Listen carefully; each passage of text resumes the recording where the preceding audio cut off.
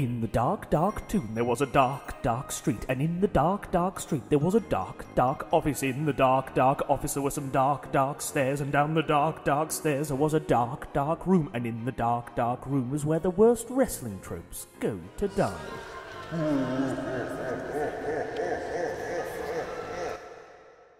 Hello, I'm Ross Tweddell from Cultaholic Wrestling, and welcome to the latest thrilling installment of Straight to Hell. This is, of course, the show where my illustrious guest, he has 5 pet peeves to do with life as a professional wrestler, and then those 5 pet peeves get sent down to hell to rot for the rest of eternity. Now, ahead of Free the Narrative 2, The Monster Inner Soul, which is taking place on October the 2nd on Fight TV, we have EC3, speaking about all things WWE, Ring of Honor, Free the Narrative, all the good stuff. Over to Ethan and Ross now. Right, so EC3, thank you so much for your time today. Really appreciate it. How the hell are you doing? How the hell am I doing? I'm doing fantastic. We have Free the Narrative 2 dropping on Fight TV 10/2/21. I got a full office, a full print shop going of Space Monkeys here at Justified Prints, our nefarious side business that funds the narrative war chest. I'm a top star in Ring of Honor Wrestling. I am absolutely controlling my narrative, so I'm excellent. How are you?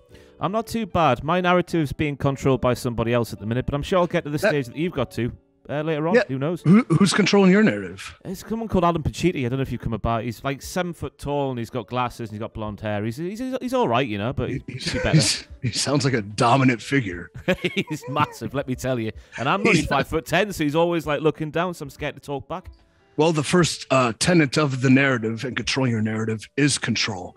And in the narrative, you take back control. So it doesn't matter about the size of the fighter. It's the size of the fight inside of him. So he's 7 feet tall. You're 5'10". It's not about that. It's about what you have here, what you possess deep down in your heart. Hold on. Let me stand up and reveal my brand. Okay.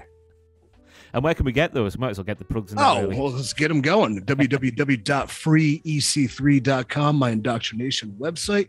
Wearable Propaganda is the handle, and all the sweet EC3 and narrative merch is hand printed by myself, my co-creator, the narrator, and the litany of Space Monkeys I have back there printing right now. So I'm sorry to do this, but we're going to take things back to all things WWE because it's what the people want to hear. I know of course, we need the clickbait. We need to reword everything so it seems like I'm shooting. But yeah, part of the narrative was the destruction of the past and not letting the past control you. But I don't mind hopping in the Wayback Machine and spreading some gospel. We'll lay the foundations. That's what we need, the foundation of the house before we build up to a fantastic episode. That's what's going to happen here today. The foundation of the house will build up to a fantastic episode, and then we'll blow up some napalm and tear it all down. I can't wait. That's what I'd love to hear. But why do you think, I want to hear this from your mouth because you are everything.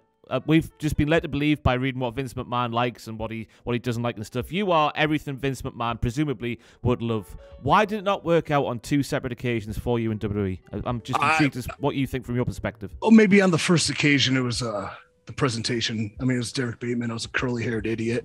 We're throwing on a throwaway show. The NXT before NXT was cool. I would say to stand out, I made sure I stood out, and to stand out, if they're not taking it seriously, it was hard for me to take it seriously. It was more about being entertaining. But sometimes when you are entertaining, you are pigeonholed as being a comedy guy. So, I mean, when I grew up watching wrestling, I'm watching The Rock, I'm watching Stone Cold, I'm watching Kurt Angle, I'm watching Edge and Christian, who entertained the absolute hell out of me, but were also badasses because they had something to fight for. On NXT, what were we fighting for? Nothing. There was no point or purpose to what we were fighting for. So to be entertaining, it was seemed as being, he's comedic. Oh, you got a next Santino. Well, whatever. At the same time, Santino's making the company millions of dollars pulling a anaconda out of his ass crack. So, there's money in that, but it didn't work out. I got hurt at an inopportune time. When I got hurt, I was back in NXT, but there was a changeover going. And at that time, I was there for a minute, a long time. I was part of the system. Despite my attempts to change who I was in my presentation, they were met on deaf ears. And then when you're there for a long time and not contributing, or you're just kind of stuck, it's better to go. It was the best thing that ever could have happened to me to go. But that would probably explain the first time. Second time, we were called up into kind of, it seemed a a draw in interest, and it was a rushed call up at the time. They called me up when I was injured with a concussion, which was bizarre to me. There were no real plans or interest. It was just kind of, he's a good name, but whatever. It was just a whatever call up, met with a fly by night booking. There was no character development. There was no ability to present myself. Maybe that's on my end too, because I didn't push hard enough. But when one of my great assets is storytelling and speaking, I was told not to speak. So I was caught in that Moxley leaving the company scenario where there was no way to punish him. In some theory, perhaps I was punished because of it. Just bizarre, strange. And when that happens, I don't know, it's very easy to, one thing I promised myself, which I saw within the industry and especially on the main roster, was to never get down or be depressed or just fall in line. And I did. So I take full responsibility. I became miserable and deluded and saw no way out short of, I'm there to collect a paycheck and do my job. I'll do it to the best of my ability. There were multiple times I attempted to pitch and push and get in with him, but maybe I didn't get in with the boss enough to present my case, which is very difficult to do. But if you're persistent, I wasn't persistent enough, perhaps. Got another concussion. I was kind of on the wayside for a while. When I was coming back, I was presenting this that I'm currently portraying, my reality, as the next character evolution. And instead, a pandemic happened and I got fired. So again, probably the absolute best thing that could have happened for me at the time, because I was mentally, physically, even spiritually not in a great place. So things happen. Does everything happen for a reason? I can't believe that just because of how horrible the world is. But things happen, and how you react to them is the measure of you as an individual. And here I am today talking to you. I think that explains it well enough. Like, oh God, yeah, that was thorough. That was lovely. At not one point did I say, well, I was underutilized. They're complaining, bitching, and moaning. I'm so tired of hearing it from talent. It's about doing something for yourself. It's about taking that initiative. That's where Control Your Narrative came from. So did I get in a bad spot? Yeah. Was I mistreated? No, I was paid every week. Was I creatively stifled? Absolutely. Was I unable to perform the best of my abilities? In a way, the opportunities didn't show themselves, but I'm not going to blame them. It happened. I'm over it. I'm better for it. Here we are. So you touched on building a relationship with Vince McMahon, and I had Chelsea Green on the show a little while ago, and she spoke about just sitting outside of his office for hours and end on a road day, for example. Yeah. It's not hours, or it is hours, literally hours. That's how it is, yeah. Sometimes, and then, there's a hierarchy and a pecking order. If Randy Orton wants to go talk to the boss, and I've been waiting for an hour and a half, I'm not going to stop him. Like, he's drawing the company money. He has value. He's a veteran. He's a leader. And then there's times the show's being rewritten up till the show's being rewritten while it's going on. So there are more important things than, hey, I'd like an opportunity, sir, more so than me. But yeah, it is waiting hours on end. But again, you can allow that to dissuade you and be depressed and then just be like, I give up, which a lot of people do. Perhaps I've done, or you're there forever and you wait it out.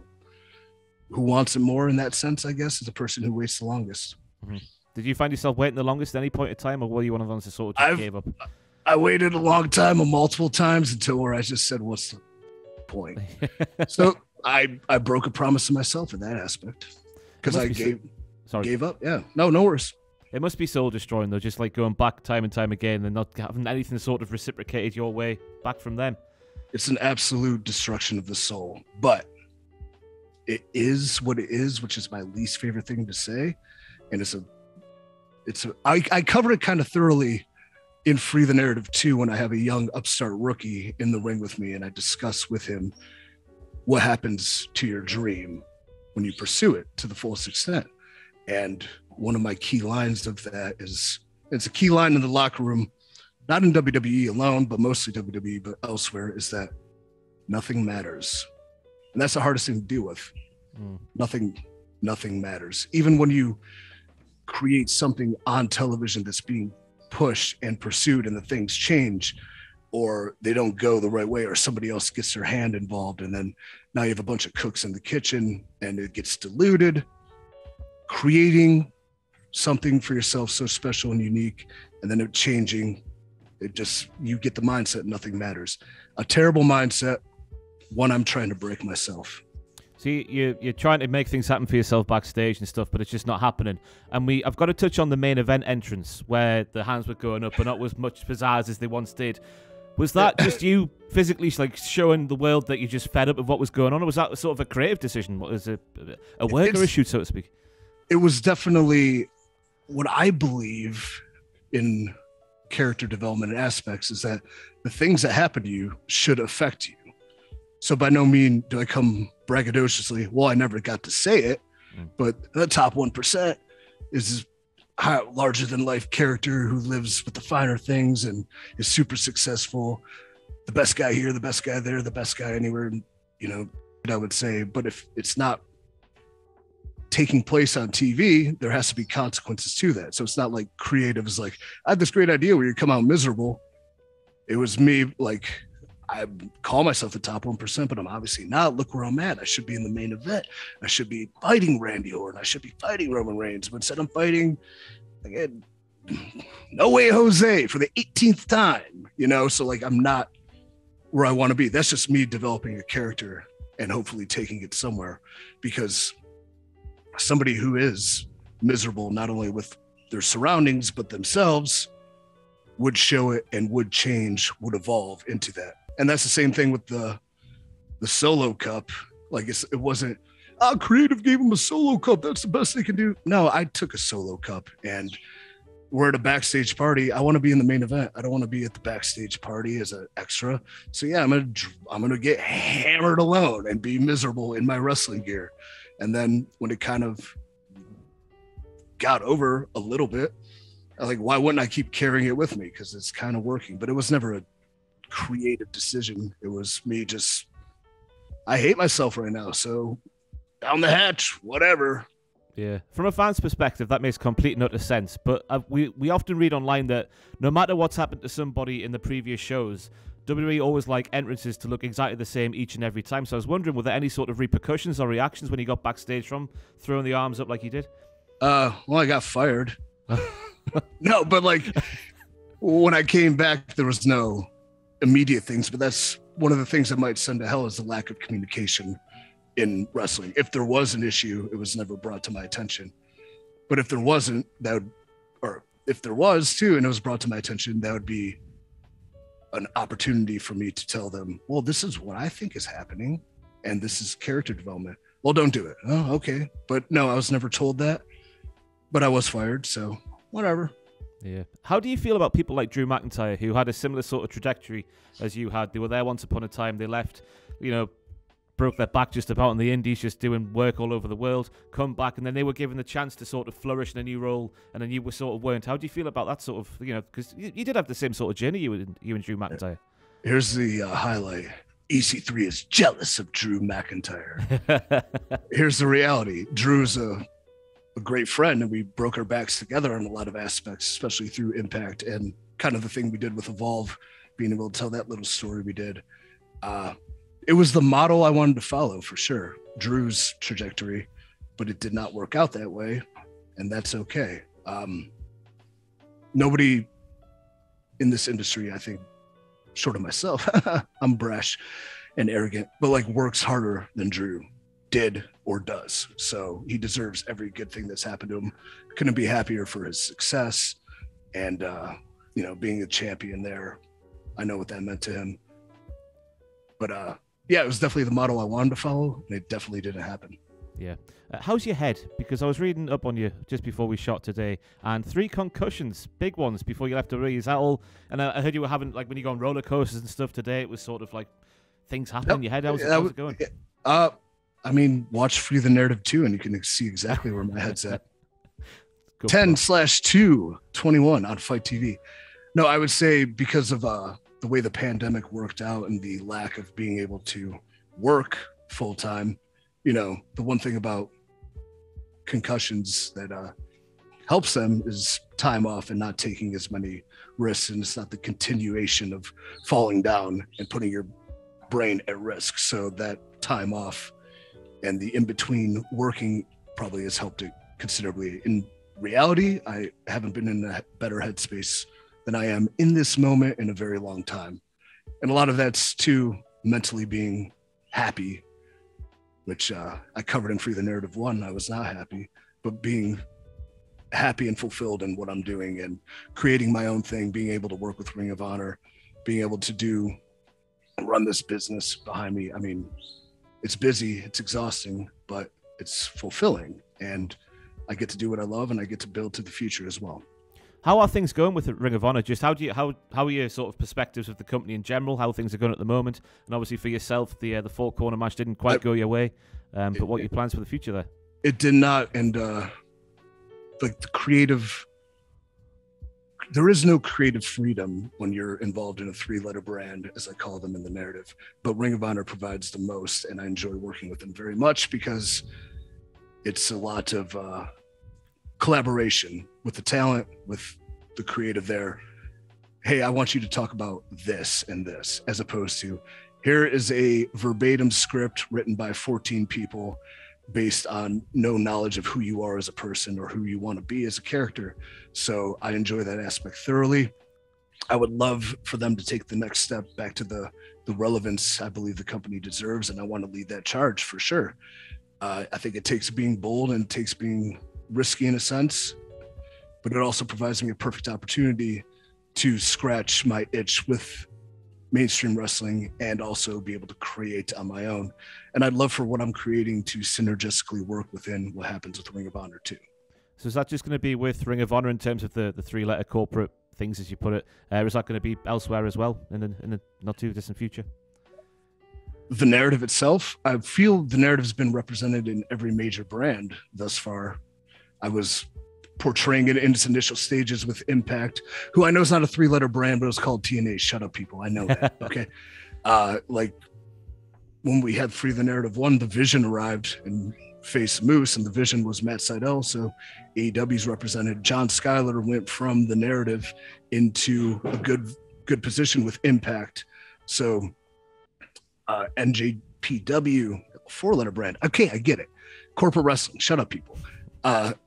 Is represented. MLW is represented. All major brands are represented, but when they come to the narrative too, none of that matters. What matters is who is inside the ring, not who they represent.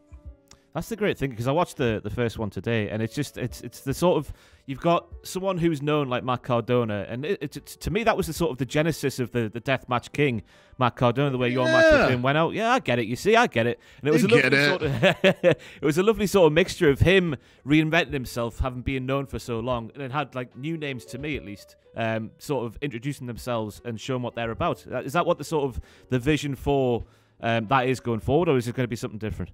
It's definitely the narrative. I want to be sort of supplemental content to the wrestling world, where whoever knocks on that door or whoever I think should be freed comes to tell their story, to create themselves or recreate themselves. And with Matt, I definitely wanted to bring another side of him out. Did I know what he would become? No, but I'm very happy he did. And he took what he did with us to go on to become what he wants to be in that world. And I think that's awesome. And that's what I want. That's what I want out of Adam, AKA Braun, is what's next for him. It would have been very easy for him to show up with a new theme song in a different company and get the initial reaction and kick everybody's ass and yay and trend. But then in a month, in 2 months, it's just the same old stuff. With what he's going to go through with Free the Narrative 2, it's a total emotional roller coaster of what he was, who he is now, and what he's going to become. So to have that opportunity for me is wonderful, because this is a top level star, that a shocking departure from the corporate wrestling world to the very first thing he's going to be doing is recreating himself with this. And I think on his part, it's very bold, it's very risky, and I respect the hell out of him doing that. How special is that for you, obviously, because there was a relationship there between you and Adam or Braun through Magic City. I think everyone saw that. How special is that for you to sort of get his first wrestling match after leaving WWE? Because, as you say, he could have gone anywhere and got that big pop, then what's after? But how special is it for you to get that first one? I think it's very special. I think it's very unique. I don't think everybody saw Magic City. Thank God. What a show. But, like, two, we're all stifled. The inception of that is... creatively we're kind of stifled in WWE, that we just wanted to go have fun and create something different. But what I always wanted to create, what my co-creator, the narrator, always wanted to create, was something that we're doing now. So that's why I was so not fortunate, but the stars aligned when I was released to be able to create what we actually want to create. And to have that name value attached to this project, it means the world. And the way I look at it too, within the narrative, control your narrative, free the narrative. We have Van Halen, myself and the co-creator are Van Halen. And by bringing in Adam, now we got, now we have David Lee Roth. What do you need me to do? I need you to show up, be insane, and sing. And he's going to sing his song 10/2/21 through Free the Narrative 2, available on Fight TV. How much of a sort of journey away from Braun Strowman is it for Adam? Because I saw the vignette you posted where he's in the bar and he's physically crying and he's down on his luck, and you're sort of next to him, sort of giving him some sort of motivational pep talk in a weird kind of way. In a very weird kind of way. The motivation too is like, he was always a product of somebody else. He was created by somebody else. It's akin to Frankenstein's monster in a sense. He was created to be a monster by somebody else. But what happens when the monster gets disowned by his creator? We're going to find out at Free the Narrative 2. And the emotion you saw in that little bar scene where he's visited by an old friend to kind of pick him up, but kind of light a fire under his ass, is expanded on 100-fold for what he does in this very first time stepping back into a ring. Like, this guy went from main eventing WrestleManias to a dingy bar where there's no paid attendance, there's no gate, there's no demos, there's no ratings, to discover who he truly is, to atone for his sins of the past, to kill off the last bit of what was created for him to become who he is supposed to be. So it's a unique story, and the performance he gives is very real. And it's very tangible. And it's all come straight from him. It's his own creation. It's his own vision. It's his own everything. Yeah, very much so. Okay. And that's what the narrative provides for anybody to create who they want to be, especially after leaving a corporate structure.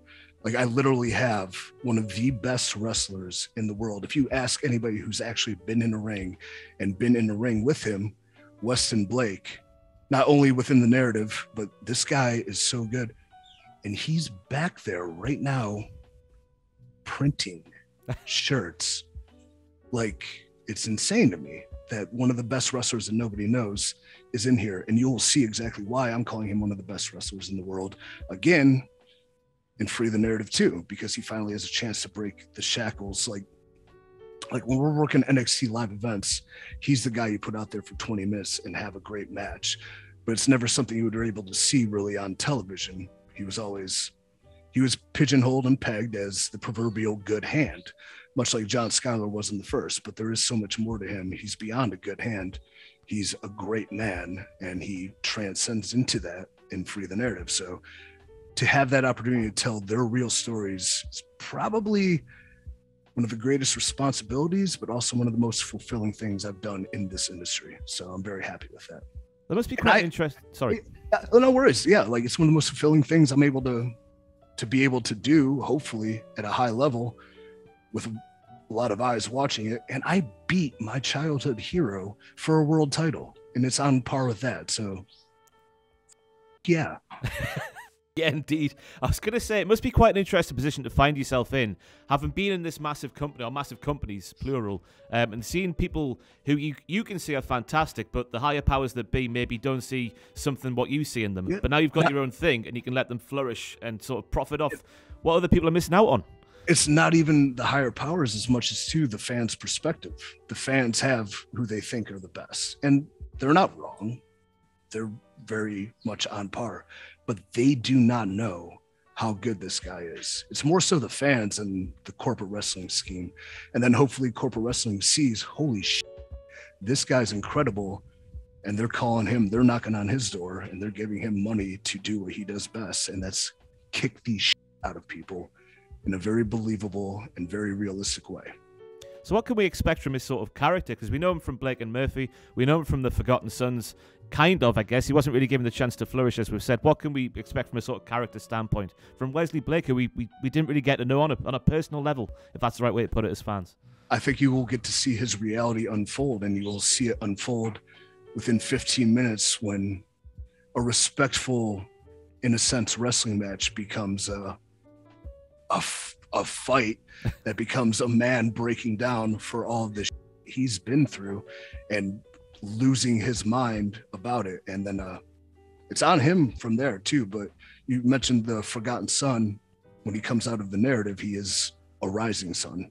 Ah, that's nicely done. Oh God, how good am I? That's nicely done. But the concept of what you're doing at the minute, where did that come from? Because it's very much a different way of looking at professional wrestling. It's cinematic and it's sort of the concept of it, but not in the execution. It's not like people going, aha, I'm suddenly a magician, I can make my face change or something like that. It's shot inside of the ring, but it's still actual wrestling. And I love the commentary. It's not a traditional wrestling commentator. It's a narrator, as you say. And he sort of adds a little bit here and there to the story that you're trying to portray during each match. I just think it's a lovely way of putting a new spin on wrestling. Where did that all sort of come from? This is music of my ears, to my ears, because yes, you get it. I mean, the concept comes from multiple things. From a production standpoint, just trying to provide something different.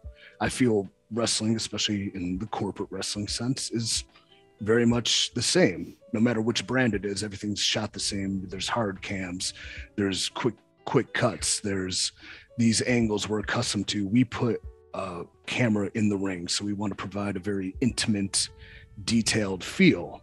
So I think that was different. That's just something, a perspective I enjoyed, a perspective my co-creator, the narrator, enjoyed trying to expand on. Because when I was released and I wanted to do something different, I sort of shot my debut match myself. In a sense, you do that one camera shoot from like the film Creed, or, you know, it was one shot the entire time, and it was the gripping emotion of facials and physicality and storytelling. And then just to be able to expand on it, we're amateurs too. So like in the first one, there's mistakes we know we made that we expand upon in the second, and we bring in a little bit more professional help. But this is very much done in-house, and we're still very much learning on the fly as we do it. And then from the sense of character developing, for my entire career within the wrestling world, no matter how much creative freedom, like I had a lot of freedom in Impact, but I was not completely free. What I want to provide for fans and for performers is the absolute full freedom to become who they want to be, to show the world who they really are. That's all I've ever wanted for myself. I'm able to do it myself on a small level, and I want to expand on that for everybody. So hopefully it works out. It should, if you purchase Free the Narrative 2 10/2/21 on Fight TV. So it's very, the performers in it are getting a lot out of it, and it's almost therapeutic in a sense, which is another thing I'm very proud of. And it's just a matter of putting eyeballs on the product and seeing if it flies with the fan base that says they want to see the talent be free to be who they are. Well, this is as free as they can ever be. I'm going to make a bold statement to you. Please. This is what Raw Underground should have been. Oh, yeah. You know what's weird about Raw Underground? The fact it came out 2 weeks after I dropped my first video fighting in the narrative. Isn't that weird? It is but a bit then weird. It's strange how almost the fact I don't know, had this idea in the past and I kind of pitched it, and then it shows up without me in it after I was fired and did it myself. It's weird. I'm not saying anything was stolen. We are just copies of copies. We are the combined personalities of everybody who we've ever met. We are all not unique and original, we kind of take and choose. But it's damn weird that 2 weeks after I dropped that video, that is what happened. But regardless, that's what it should have been. But it can never be there because of the way they do things. But it can be here.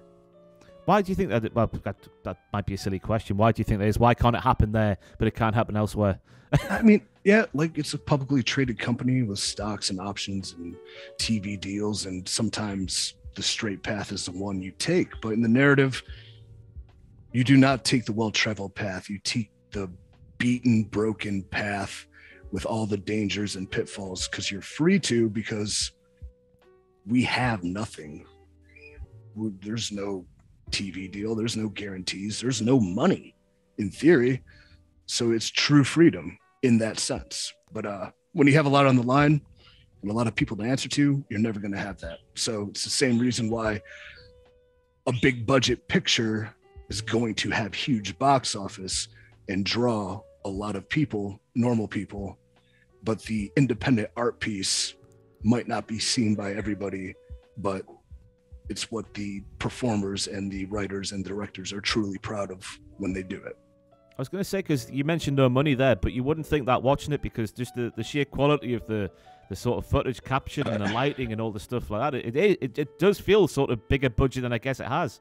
Yeah, well, we definitely invested what money we do have, but we also invested ingenuity, time, creativity, and things of that nature that sometimes get lost in the shuffle when you have all the assets. We have no assets. So to be able to, I don't know, it's the same reason like a movie like the Blair Witch Project wound up being a commercial success, but it was shot at a very low budget. So hopefully that happens. But then after Free the Narrative 2 is a gigantic monetary, huge success, and I trade in my beat up old great van for a Lamborghini because I'm so super rich off of it, and then I sell out completely, it'll be a different product. But that'll never happen.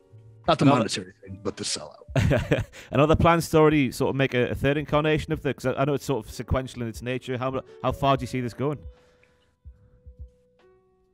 I see it going a multitude of different ways as far as independent features. It has to be a trilogy. It's just a matter of who's the next name that deserves to be freed at a high level that could draw the attention to do it and wants to. So that's not on me. I have a couple ideas. I have a couple, I don't know, fiendish schemes perhaps.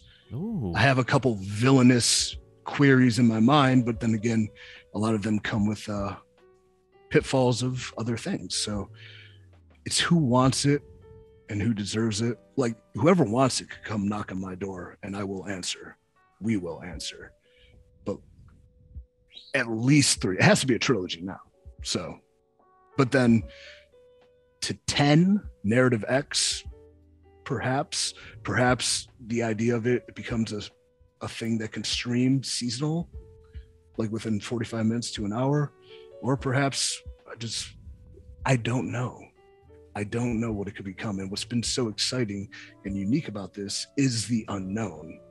What is on the other end? I have no idea, but I want to find out, and I will do everything I can to find out.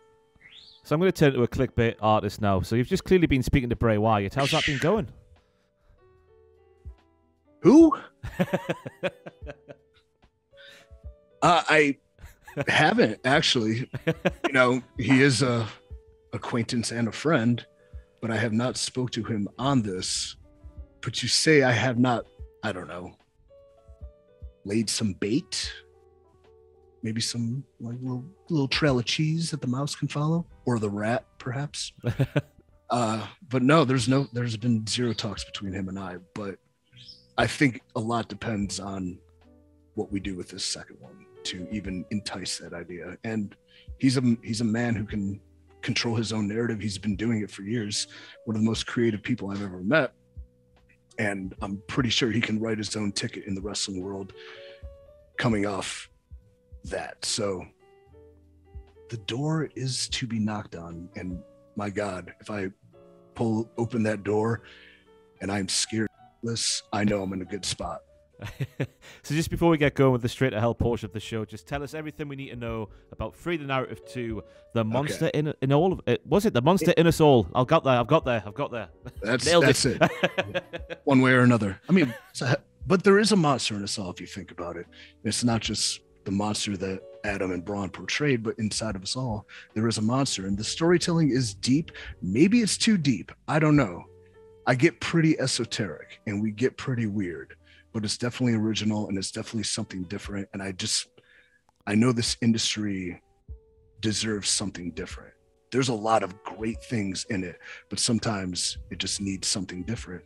And because of that, we're going to try to create it and we're going to do our best job. But www.freethenarrative.com is the main site. You can find everything there. We will be debuting this on the streaming service of Fight TV 10/02/21.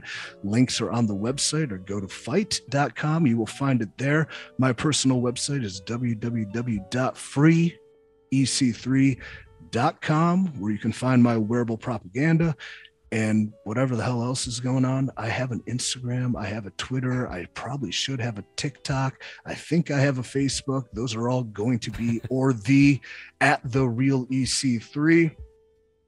As far as that, I think that covers it. I have a fitness app, so if you want to control your narrative physically, jump over to join.freeec3.com and I will tell you how to eat and work out. It's sweet. It's very sweet. What else? I mean, that covers it. Check out Free the Narrative. Control Your Narrative on YouTube, youtube.com/control your narrative, where we're just starting to get behind it and uploading videos and things of that nature.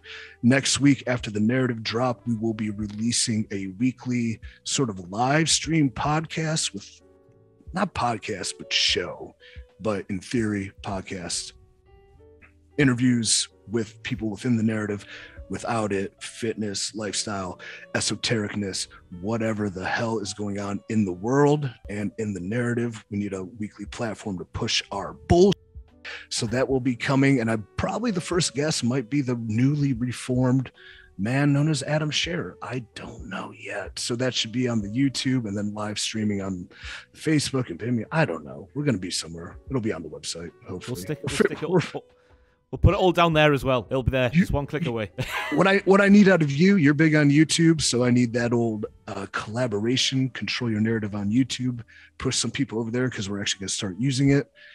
And then I guess that's it, man. A lot's going on. I don't know. I got to edit the rest of it after this interview. So let's go to hell. What do you want? Let's go to hell. Let's go there quick. So you got 5 things about the world of professional wrestling. Anything that's sort of a pet peeve that gets you going will just go to hell forever. What's your first offering, please, to send straight to hell? My first offering would be professional wrestlers on social media just sucking, just tweets, crappy Instagrams, just dumb stuff, like the complaining and the whining and the kind of like shaded jabs, like I'm not being utilized, I'm not being pushed, blah blah blah. Like, if you have a issue, take it up. Be a man or a woman, take it up with who's in control of your narrative. Stop hiding behind that. Stop getting the bubble behind you to reaffirm your feelings, like, oh, I got 14 retweets on this. Who cares? It's 14 people. It doesn't matter. What matters is what you do with yourself. So stop complaining. Stop, I don't know, putting up fake motivation. Stop lying and stop breaking kayfabe. Like, all right, like, oh man, like if I see a wild emotional release of a fight on television and then I go to somebody's social media and they're like, had a great match with a good friend, we did this and this, like, that just takes me out of it, man. So I don't know, whatever. That would be one. I need 4 more. We can just talk about that first one a bit more if you want to. Are you pressed for time? How long we got with you? I have all the time in the world for you. I was going to say, because we spoke about earlier the sort of not you giving up on the whole like going to Vince McMahon's office and barring the door down stuff, but it got to a point where it was just like soul destroying. It knocked you down so far. My memory's shot. It's terrible, but I can't remember seeing you like mouthing off on social media about being underutilized too much. What's prevented you from doing that and maybe isn't like sort of resonating with other people? Because I know at the end of the day, it's my responsibility and I know I'm not doing it. So, and if I did, if I did, it was always self-deprecating jabs like, oh, I just lost a match in a minute. Well, I suck, and I do suck, and that's it within character, you know. Even like when we talked about another reason we talked about Raw Underground, and I didn't say it was stolen. It probably wasn't. Probably never even saw my, but it was very suspicious. And I just made a little video, like, because our video had this, and then on the same Raw this happened, and our video had this, and on the same Raw this happened, and our video had this, and on the same Raw this happened, and like just one reply was like, "Stop complaining." Oh, I don't even see, like, and then now I'm opening myself up to like, am I right or am I wrong? And then listening to these idiot fans too, like, I don't know. It's a mess. So whatever. I don't even look at social media anymore. I post my and leave. That's probably the best way to do it. Yeah, because it's a cesspool, man. Yeah. It's Has your experience horrible. got horrible since AEW came about? Because that's since AEW came out, my social media usage has just gone like that. You post anything and people have a go at you these days. Yeah, and it's just like, can't somebody have an opinion? I guess this is number 2, the fans' reactions on social media. We're all here for the same thing. We can all like different things. We all have different opinions, and we can discuss these opinions. But just because our opinions are different, or we like something different, it doesn't mean we're wrong or they're wrong. You can have a discourse, you can have a discussion, but the vitriol and hatred and the negativity they spew and in these debates, they become fights. It's just absurd. Like, relax. Here's the thing about wrestling and something you claim to love. The better it does, the more positive it is, the more success the people have within it, and the more people will come and watch and enjoy it. So have your opinion, enjoy the discourse, discuss it, take showers. Apparently a bunch of fans stink so bad there was an open air stadium incident. Like, take care of yourself. Come on, let's grow up. And the narrative will be a better place. This world will be a better place. So that's 2. Where are we at? We're at 2? Yeah, okay. We're at 2. Let's keep going. Go on. 3, star ratings. Let's go with star ratings. All right. Okay. So we get 5 stars, right? So it's basing a match on 1, 2, 3, 4, 5. But we don't have 5 stars because we have 1/4 of a star as well. So now we have 5 times 4, which means 20. So we're ranking matches based on a scale of 20, where 1 to 5 works, 1 to 10 works, 1 to 20 seems insane. Okay, it just seems baffling to me. What 20? Okay, what's the difference between 4 and 1/2 and 4 and a half? I'm sorry, 4 and 1/2 and 4 and 3/4. What are we ranking this on based on this and that? And it's insane. Let's simplify it. It's very easy to simplify. This is how I'd rank a movie. Okay. 5 stars. Okay. Excellent. Flawless. Almost perfect. 5 star. Like, it was great. I enjoyed every second of it. I was transfixed. It took me on an emotional roller coaster. The physicality was real and believable. That was awesome. I loved it. 4 stars. That was pretty good. Very good even. Like, that was really good, man. I mean, it could have been a little bit better if this happened, maybe, but that's my opinion, and that's okay. And then good. Okay. It was good. It was good enough. Sometimes when you're in the corporate wrestling world, you can only have a good match, and that's just based on getting the finish and progressing the story right. You can have a good match, but then say hypothetically, all right, you have 12 minutes, you guys can have a good match. Cool. Walk out there, you guys have 4 minutes. Oh, I can't have that good match in 4 minutes. So now I'm going to be punished for it by a star ranking because I lost 8 minutes of my good match. If the business is accomplished in a meaningful, good way, then yeah, it's a good match. Obviously, it can't be great because there's no story behind it, or it didn't go long enough, or there weren't enough false finishes, but it was good. Okay. And then meh. Number 2 star, meh. It was whatever. Like, it was there. You know, an enhancement match. Somebody is going out there to destroy somebody in 3 minutes. It's not going to be. It could be great. It could be very entertaining and it could be good. Like most of the time it's meh, because like, oh, it's only 3 minutes long, or oh, this guy just beat him up. Yeah, well, that's the point. Okay. So it's and then one, I don't know, the drizzling, like that sucked. That was awful. I hated it. Terrible. So there you go. I simplified the scale. So I take it that your 5-star ladder match means nothing to you. No. Just the fact you got 5 stars. Yeah. You know where I learned I got a 5-star match at? Hospital. No. Should have been. My apartment, my super sweet 1% penthouse apartment, don't get me wrong, it was a lovely place. But I sat on the toilet and jumped on Twitter, and then I got a text, congratulations on the nickel. I'm like, what does that even mean? Then, I go, oh, I had a 5-star match. I was taking a That's what I'm like, cool, great, whatever. What does that mean? Nothing matters. Okay. Whew, that's 3.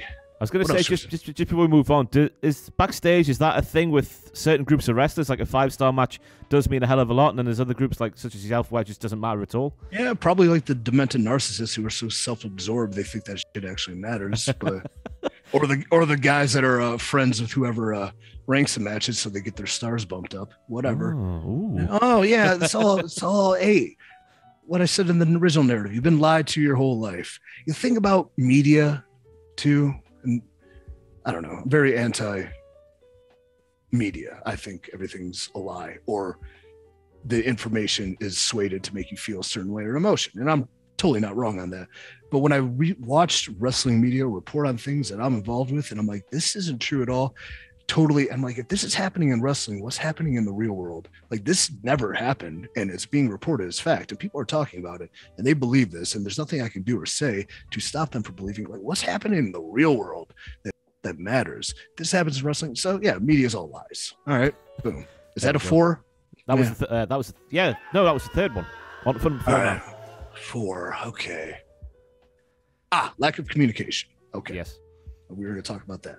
So when I pitch something, or I put my heart and soul into writing something and sending it, and like my creativity and everything I have into creating, like, hey, here's a great idea, send it off into the space,